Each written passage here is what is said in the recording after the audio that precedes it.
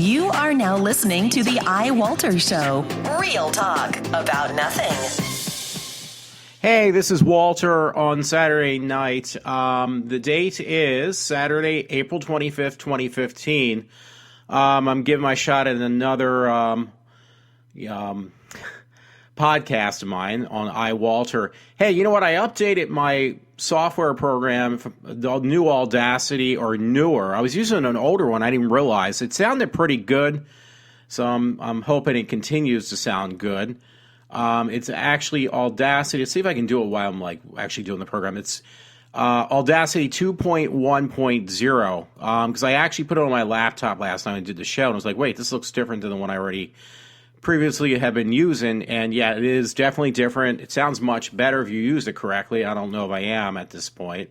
I hope that I am. So, welcome back to my show. I'm going to make this brief. I got a lot of stories. I don't have much to complain about, so that's going to be a plus on everybody's who listens to me, a bonus. Actually, I finished up the show of Daredevil. I liked it so much. I don't want to say anything, but I would definitely recommend it. Like, my big show right now that I really enjoy watching personally is the show of The Flash, because I liked the original Flash they had, and I was a little leery about the newer one that they put out, but I actually really got to like it a lot. I like it more so than most of the shows, like Big Bang, which is not a superhero show, but I like it better than that. Well, now my number one favorite show is Daredevil. I watched the last 3 episodes. I actually had to get up at 8 o'clock in the morning today. I don't get done till 12:30. Got home around 1. It was up till about 5. Watching the last couple episodes. That's how good it was. The villain, who is basically known as the Kingpin in the comic books, that actor was incredible. I swear that he is just so evil. It's unbelievable. The character, how he portrays the character as being so evil is amazing. It actually made me my skin crawl. I think that what do you call it? The actor who plays Daredevil, Matt Murdock, did an incredible job. I thought it wasn't going to be that good.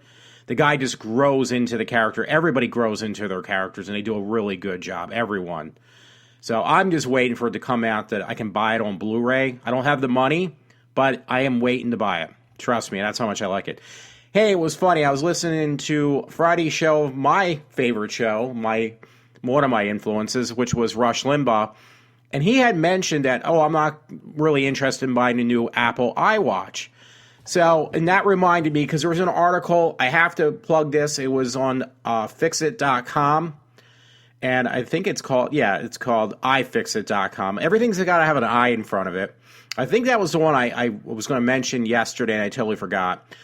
They actually, literally, this website, they tear down all new types of electronic devices, computer equipment, whatever, and they show you the guts. They had such a hard time because it is so complex. Even Rush said that watch is so complicated. When they try to take it apart, they actually broke some wires. I mean, it is like a mega computer on your wrist. I mean, it is incredible. I was really shocked when I saw the video for that.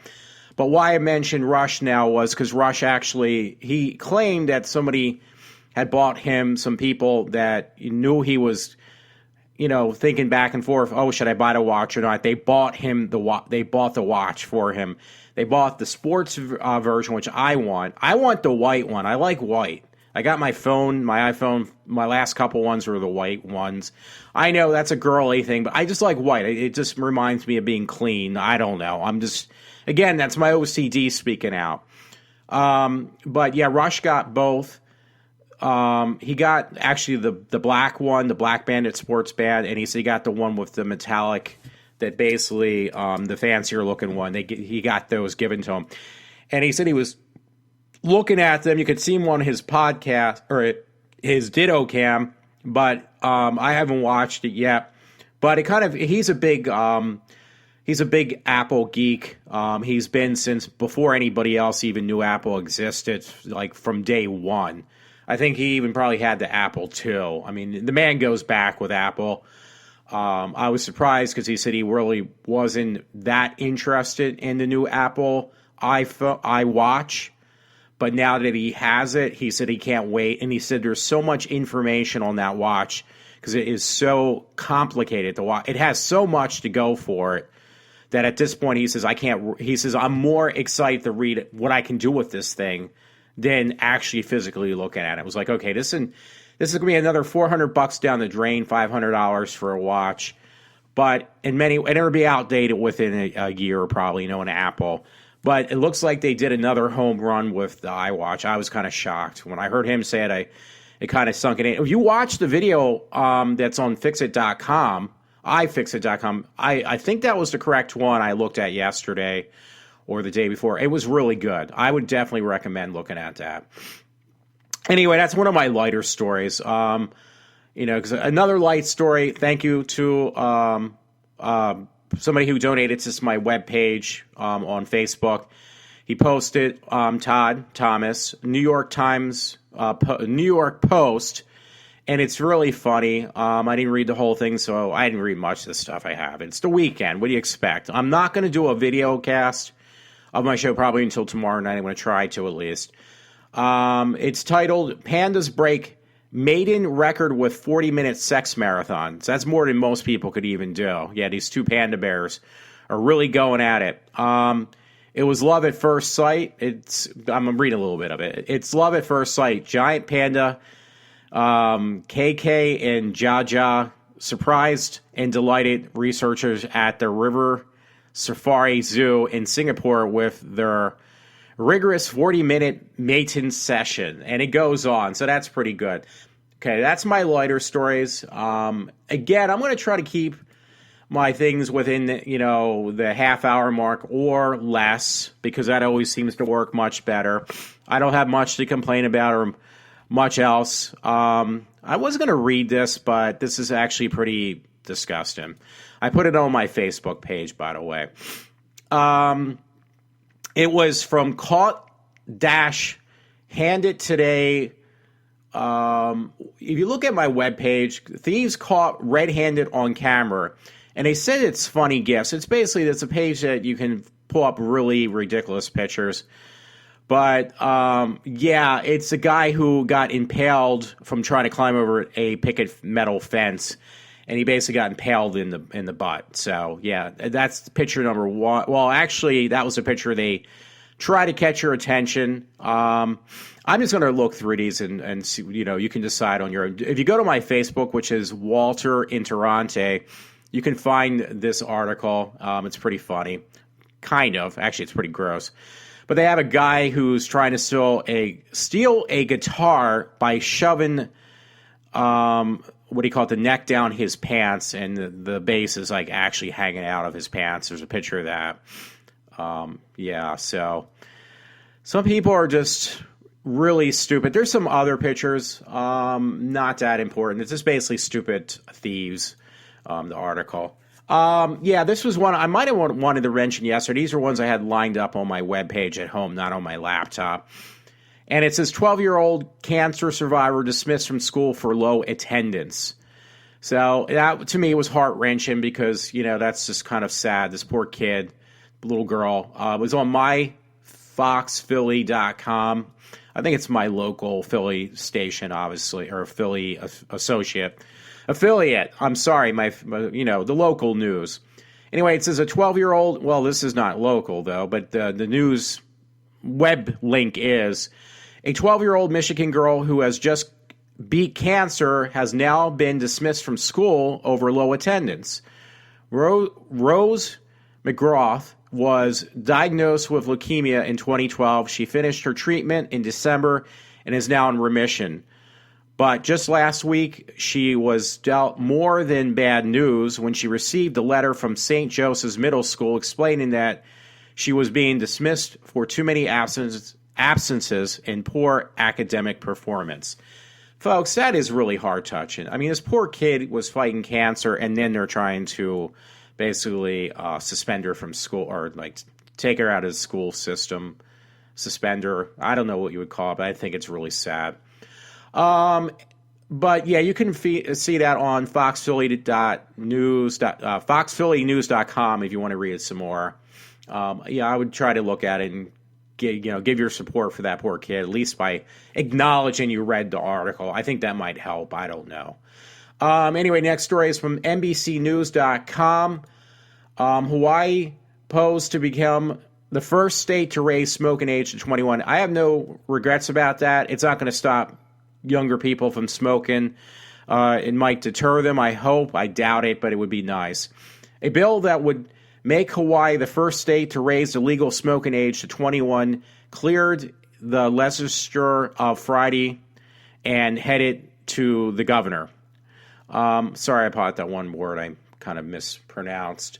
Anyway, it's unclear whether Governor David Ige, it's I-G-E, I've never seen a name spelled that way, so I apologize, will sign the measure, and Ige spokeswoman said he wasn't immediately available to comment. The bill would prevent adolescents from smoking, buying, or possessing both traditional and electronic cigarettes. I think it's a good idea. I think they should spread that. I'm not for, I'm sure some people will say, well, this is, if people want to smoke, that's up to them. But yeah, I don't know. I just don't, I've never smoked. I've never done drugs, and I never drank. Literally. The worst I've ever touched as far as alcohol was a friend said, you have to try this. This is very low alcohol key. It actually gave me a buzz, and it was years ago, and it was Smirnoff's Ice. So, yeah, I have zero alcohol level, and I've never done anything. I've never been pressured into things like other people are. So, yeah, that was one of my more intense stories, I assume. Okay, I'm going to skip this next story. I apologize. I thought it was something important or worth reading. Oh, okay. Here is an article from NBC News. There's a video attached, so go to NBCnews.com. Missing student Hannah Wilson found dead in rural Indiana. Arrest made. That's also on my Facebook page if you want to find the link easier, I guess. It states police arrested an Indiana man on preliminary murder charges after college student was found dead of blunt force trauma to the head in a rural area of on Friday. Hours after the victim was reported missing. The body of Hannah Wilson, a senior at Indiana University Bloomsburg, was discovered in the rural Brown County, Indiana State Police said Friday night. I'm not going to read the whole thing. It does have a picture of the man who killed this poor girl. Authorities arrested 49-year-old Daniel E. Messel, Bloomtown during their investigation. Did not say how their investigation led to, it looks like Messels, so I don't know how to say his last name. I apologize. I don't know, but if this guy truly killed somebody, maybe I really don't care either. Arrested, or if he knew the 22-year-old victim. Yeah, so I apologize if I screwed it up. But poor girl, though, that's a shame. I'm just going to go through these because the time goes so fast when you do these shows. Even 15 minutes goes like 5 seconds. Oh, I apologize. Let me stop this for a minute. Oh, wait a minute. I might have to do if I can't stop this. Sorry about that. I was hitting on my next link, and I actually got some video, too. I have to thank, it's a college friend, somebody close to me. I don't really talk to her, but yeah, she's got a place in my heart. Girl who suffers cerebral palsy. Her name is Dana.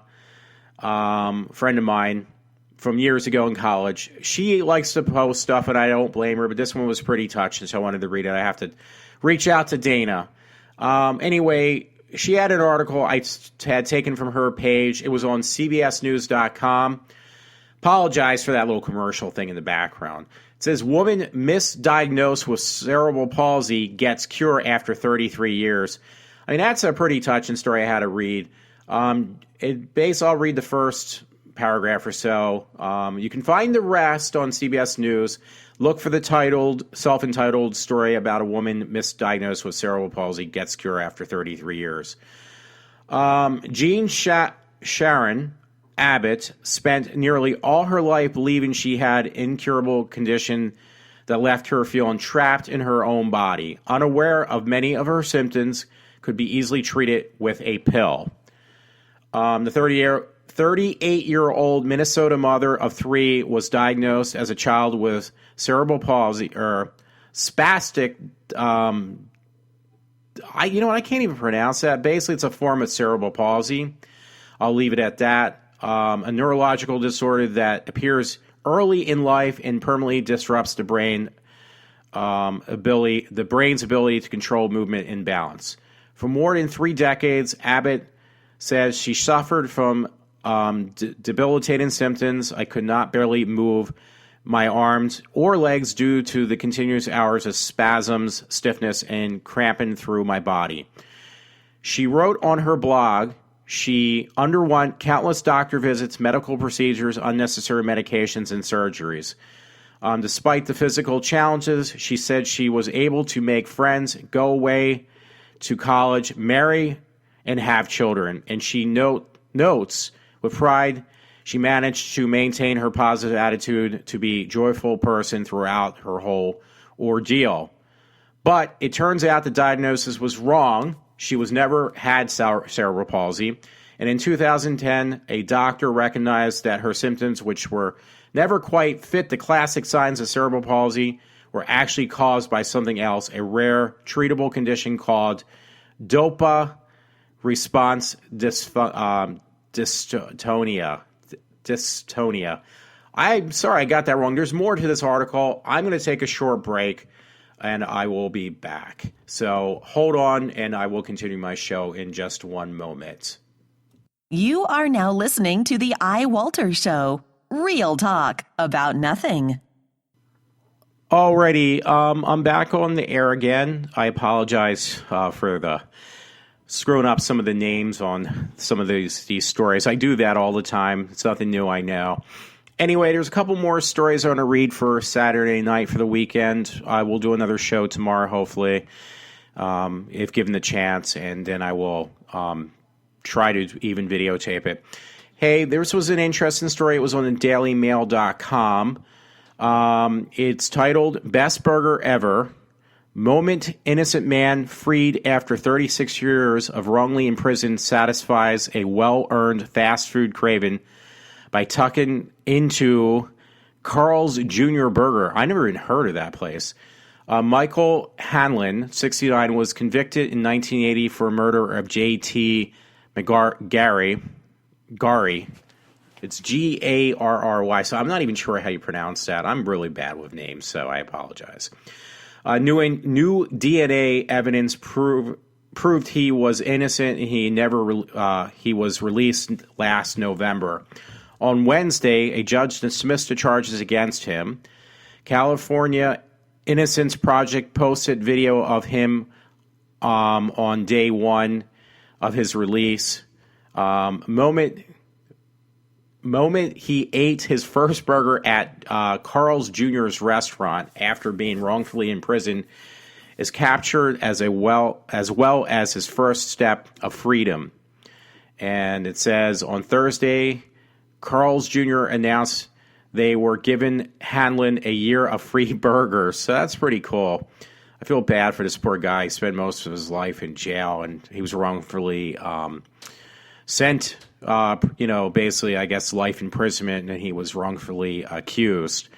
I guess that happens more and more. I guess with the better I don't say justice system, but the way the forensics is, they could actually look into it a lot better than they were able to before. That was on the dailymail.com. Yeah, this guy was actually in prison for 36 years, and he was innocent. That's really scary. This one was on Uproxx. It's more of a video, so I'd have to tell you need to go to the video link more than anything else. Anyway, it says Uproxx, web culture, security camera footage of the New Palace earthquake reveals just how violent it was. Unless you've been hiding under a rock This is the story. I apologize. Unless you've been hiding under a rock all day, which probably isn't the best idea given the subject, then you're undoubtedly heard about the devastating earthquake that struck. It looks like New Paul, according to New York Times. It might be New Palace.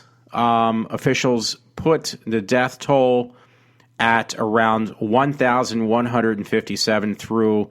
This number will surely climb as rescue efforts continue. Yes, this was by a home video cam. It was a really bad, or a surveillance camera, a really bad earthquake. Looks like New Palisades, because there is a New Palisades. That's New York, though. But I don't think this was in New York. Anyway, it basically says the video recorded one of the security cameras at my cousin's palace in New Paul, where the earthquake of a magnitude of 7.9 on the Richter scale took place on the 25th of April, 2015. I'm trying to figure out where this is located. Yeah, it really doesn't specify, so I'm just letting you know. It looked pretty interesting. There's a video, so they actually, the surveillance camera caught this really large earthquake. It just kind of caught my attention the last minute when I was looking for some show prep. So, here's another one pretty interesting, NewYorkTimes.com. And it says Russian hackers read Obama's unclassified emails, officials say. I'm not going to read the whole thing. I don't want to botch this up. But it states, Washington, some of the President Obama's email correspondence was swept by the Russian hackers last year in breach of the White House's unclassified computer system that was far more intrusive and worrisome than has been publicly acknowledged, according to senior American officials briefed on the investigation. This story is pretty lengthy. I just try to give people the highlights. If they're interested, I will tell them where to go. This was in the New York Times. So, again, it was titled Russian Hackers Read Obama's Unclassified Emails, basically. And it goes on to say a little bit more. I'm actually running out of time for my half-hour mark. I'm actually almost there, minus that couple-second break. So I won't go into much detail about that. Hey, you know what? I see this again. I'm going to read that, put that on my list now. A couple things. It basically, a story from comicbook.com. The Walking Dead's Norman Reedus, Dennis, did I get his name right? Rumors that his Georgia house is for sale. I was down in Georgia. That's actually where they shoot The Walking Dead. Now he's selling his house, I assume. Fret not, Daryl Dixon fans. Norman Reedus has made it clear that he is not leaving The Walking Dead sweltering south anytime soon. After it was recently rumored that Reedus was selling his Georgia house, which is relatively close to The Walking Dead southeastern filming locations, many saw it as a sign of Reedus.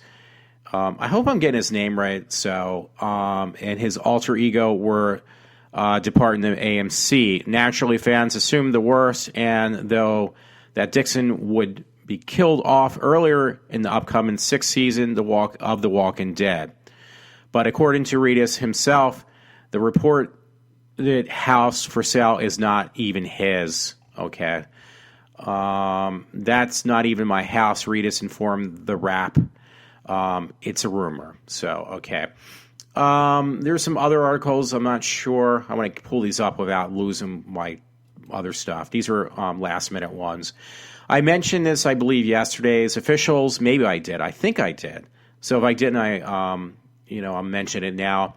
Basically, comicbook.com had posted official look at Jared Leto as the Joker for Suicide Squad, and it got some pictures if you check that out. Happy birthday, Mr. J. To celebrate, the Joker turning 75 years old today. Suicide Squad director David I'm sorry about botching these names, has tweeted the first official look at the Oscar winner actor Jared Leto, Dallas Buyers Club, in parentheses, I guess that's something else he was on, as the clown prince of crime. Leto is sporting short green hair, dental grills, and some purple-colored glove on his right hand. I'm getting a vibe from the emaciated truck driver, things that Scott Snyder and Greg Capello did in the Death of the Family Story arc. So that was actually, the Death of the Family is part of the Joker graphic novels. Leto pose is also of interest, is homage to the writer Alan Moore and the artist Brian, I can't pronounce that now, I apologize, Bolins, and The Killing Joke. These are all the graphic novels. I know it comes with a mask if you buy special edition graphic novels that are based in, I guess, the next Joker after the latest graphic novels. Keep in mind, this is a second image of David Ayer has released with Leto that references the graphic novel. There's a little bit more, but I really botched that up. I just thought it would be kind of interesting to put on my show. I lost the other story. There was something, a story about, and I can't find it. I could probably dig it up, but I won't have time, about Fast and the Furious 8. I haven't seen the 7. I missed the last few, actually.